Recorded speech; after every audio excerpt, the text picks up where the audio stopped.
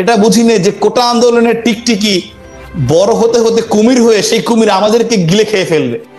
সুতরাং এদের একটা তো কোনো সাংবিধানিক ভিত্তি নাই, একটা তাদের কোনো বেস নাই। আমি মনে করি যত দ্রুত সম্ভব কালকে সকালে তাদের দায়িত্ব ছেড়ে দিয়ে মাপ চেয়ে নাকে খত দিয়ে চলে যাওয়া উচিত। কারণ তারা আলটিমেটলি তারা এটাকে নিয়ে ছেলে খেলা করছে, ফলে সমন্বয়কটাকে এখন মানুষ গালি হিসেবে নিচ্ছে বা তাদেরকে এক ধরনের ট্রলিং শিকার তারা হচ্ছে।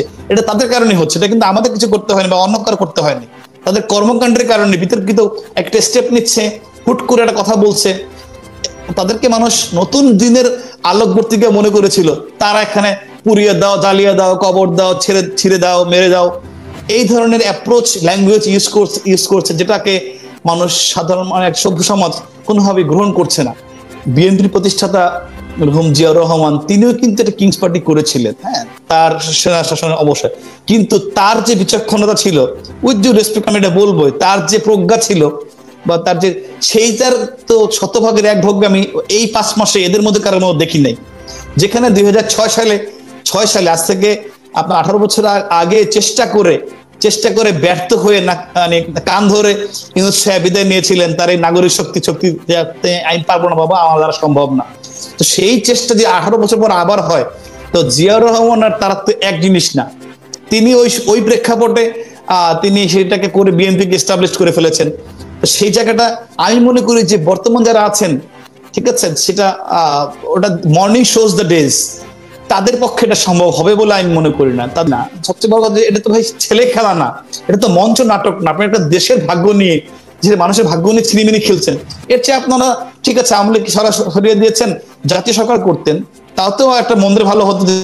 দেশের যে দুর্দশা, আজকে বাংলাদেশকে মাননীয় প্রধানমন্ত্রী দেশ শেখ হাসিনা, হ্যাঁ দুর্নীতি হয়েছে, অনিয়ম হয়েছে, সেটা নেত্রী করার নেই, আশেপাশের লোক করেছে হয়তোবা, অবশ্যই হয়তোবা না করেছে, আমি ধরে নিচ্ছি।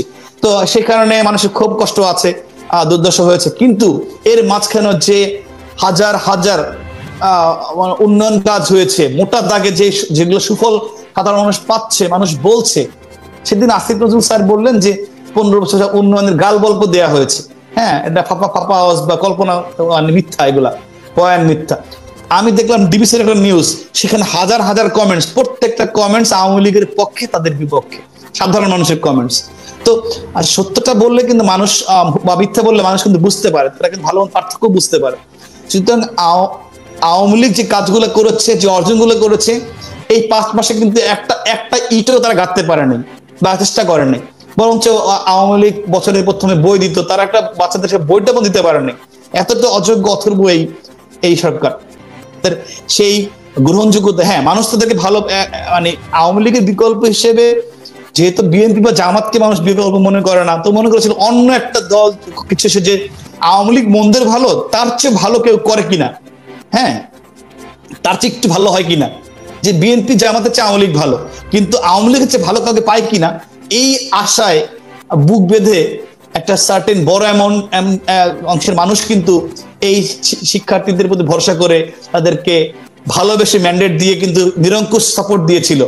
আপনি দেখেন যে বাচ্চা ব্যাংক ভেঙে টাকা নিয়ে আসছে, সেই টাকা তারা 9-6 করে সেই টাকার সঠিক ব্যবহারটা তারা করতে পারলো না, বন্যার সময় করতে পারে নাই, আলটিমেটলি সেটাকে এক ধরনের তছরূপ হয়ে গেল। এরকম পরবর্তী কন্টিনিউয়াসলি স্টেপ বাই স্টেপ তারা তাদের যে ক্রেডিবিলিটি জায়গাটা কিন্তু তারা মানে প্রমাণ করতে পারে নাই। মাহফুজ, এ তো আমার ডিপার্টমেন্টের, সে হুট করে একটা কি বলে একটা দিল, পালনবাদ দিল, তারপরে আবার কি বললো, মানে বাস্তবতা বিবর্জিত যে কর্মকাণ্ড, একটা ম্যাপ দিল পুরো আপনার দেশটা, যেখানে মানে 47-এর বিষয়টা তিনি আবার এইভাবে নিয়ে এসে অহেতুক বিতর্ক সৃষ্টি করে আমাদেরকে পুরো জাতিকে বিপদে ফেলার একটা চেষ্টা, একটা যুদ্ধ লাগানোর একটা মানে চেষ্টা হলো। তো আমার মনে হয় তাকে দেখে পরবর্তীতে ডোনাল্ড ট্রাম্প ইন্সপায়ার হয়েছে, ঠিক আছে, নিবে।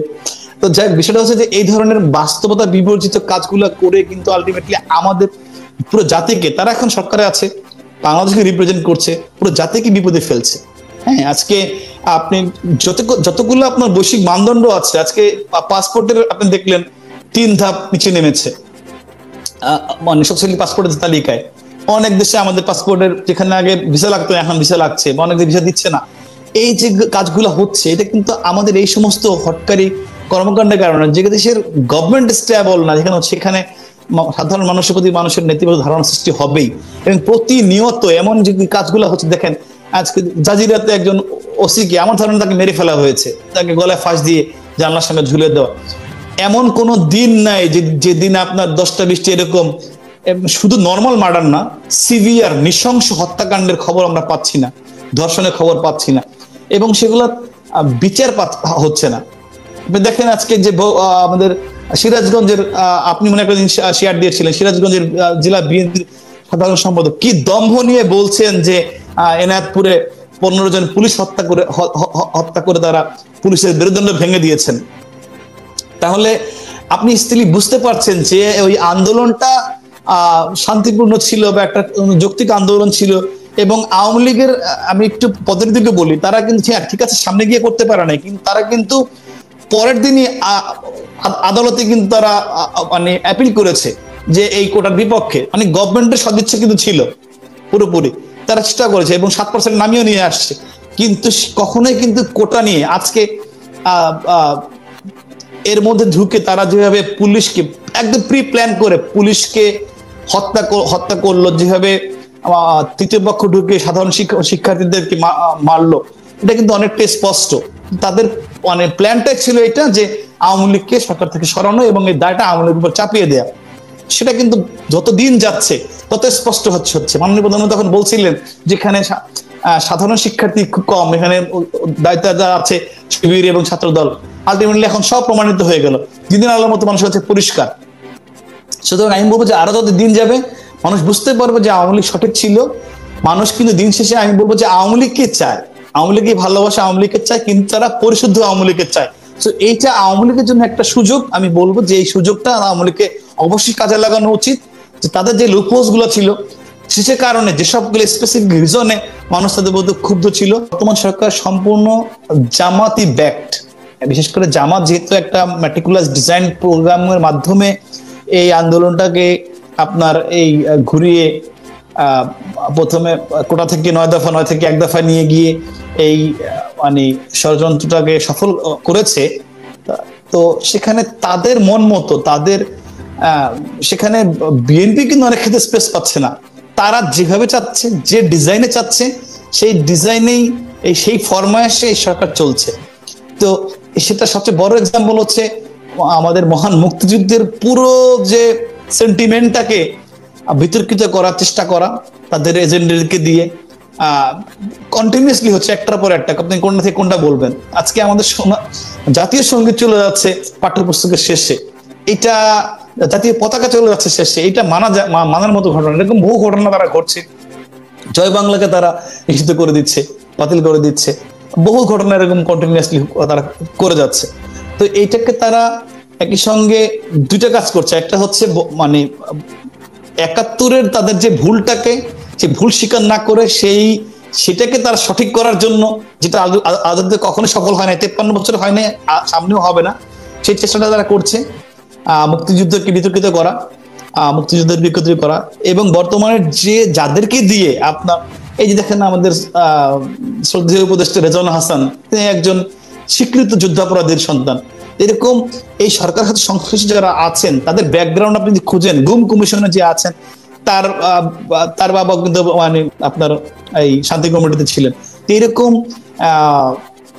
সরাসরি যুক্ত মুক্তিযুদ্ধের বিপক্ষ শক্তি, তারা তাদের ফরমায়েশি একটা অংশ তাদের মন মতো চাপিয়ে দেওয়ার চেষ্টা করছে, যেটা বাংলাদেশের মানুষ কখনোই গ্রহণ করবে না, এমন এটা সফল হবে না। ধরেন তারা যে কাজগুলো করছে, যেভাবে করছে, 72 সংবিধানকে ছুটে ফেলতে চাচ্ছে, এটা কিন্তু বাংলার মানুষ এখন সচেতন, এখন তারা জানে, তারা বুঝতে পেরেছে তারা কি ভুল করেছে। এই একটা সাধারণ সরল একটা কোটা আন্দোলনে শিক্ষার্থীদেরকে মুক্তিযুদ্ধে তাকিয়ে তারা সাপোর্ট দিয়ে আদৌ তারা দেশের কত বড় ক্ষতি করেছে, এটা কিন্তু অধিকাংশ মানুষ অনুধাবন করতে পারছে।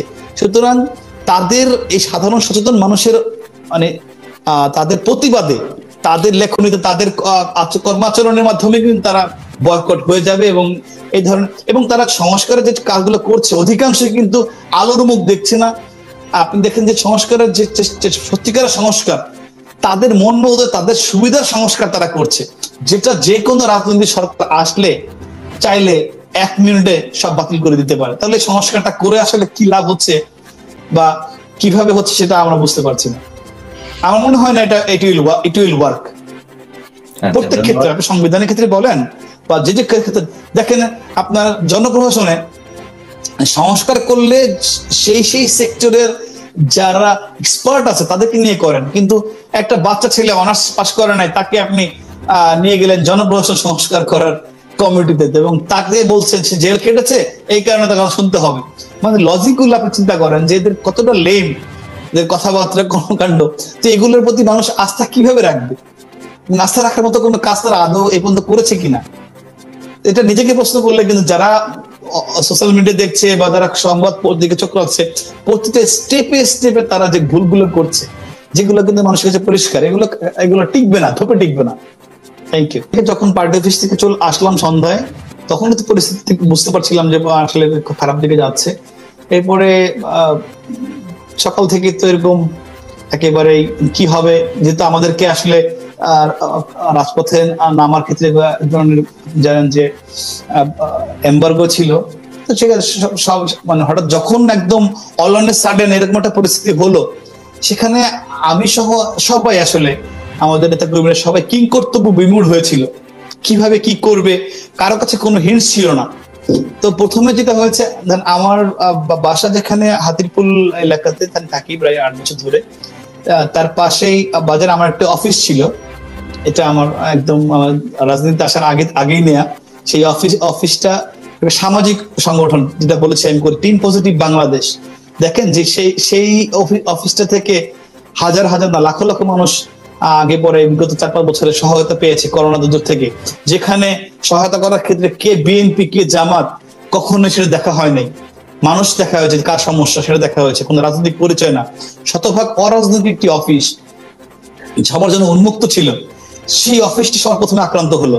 সেখানে লুটপাট করে সবকিছু ভাঙচুর করে সব নিয়ে যাওয়া হয়েছে। একেবারে আমার যা ছিল, কম্পিউটার থেকে শুরু করে ল্যাপটপ, আমার এসি, ফ্রিজ, যা টিভি এবং আসবাবপত্র সব চুরমার করে ফেলা হলো। তা আমি ওখানে থাকলে তো আমার অবস্থা কি হতো সবাই জানেন। এরপরেই তারা একটা বড় বৃহৎ অংশ আমি যে বাসায় থাকি, আমি সেটটা হয়েছি, এটা হচ্ছে যে আমাকে টার্গেট করে তারা গিয়েছিল। কিন্তু আমাদের ভবনটা যেহেতু আপনার প্রায় 150 ফ্ল্যাট, এটা সুরক্ষিত করে 14-15 জন গার্ড আছে নিচে। তো ওইখানে যখন তারা উঠেছে যাচ্ছে, তার 30 থেকে 35 জন ছিল, তখন আমি সেই খবরটা পেয়েছি এবং আমার যে টপ ফ্লোরে বাসা ছিল, আমি ছাদ দিয়ে পাশের বিল্ডিং এ চলে গিয়েছিলাম। আমাকে চেষ্টা করেছিলেন, আক্রান্ত হয়নি। ওইখান থেকে তারা এটাকেই আসলে প্যানিক ছড়ানোর জন্য এটা ছড়িয়ে দিয়েছিল যে আক্রান্ত হয়েছে। আমি সেভ হয়ে গেলাম, আলহামদুলিল্লাহ, আল্লাহ আমাকে দ্বিতীয় জীবন দিয়েছেন, আমি সেভ হয়ে গিয়েছিলাম। এবং টার্গেট করে তারা চেষ্টা করেছিল একাধিকবার। কিন্তু আমি ধন্যবাদ জানাই আমাদের যারা মালিক সমিতি রয়েছিল এবং যারা বাসিন্দা ছিলেন, তারা এটা প্রতিরোধ করেছেন। তারা বলেছেন যে এখানে কিছু করা যাবে না, তিনি নেই, বলে গেছেন। আমি যখন বের হয়ে গেছিলাম পাশের ভবন গিয়ে, আল্লাহ আমাকে সেভ করে দিয়েছে আর কি। তো তারা চেষ্টা করেছিল, কিন্তু ওই ছবিটা আমার না, এটাকে এডিট করে প্যানিক ছড়ানোর জন্য ছড়িয়ে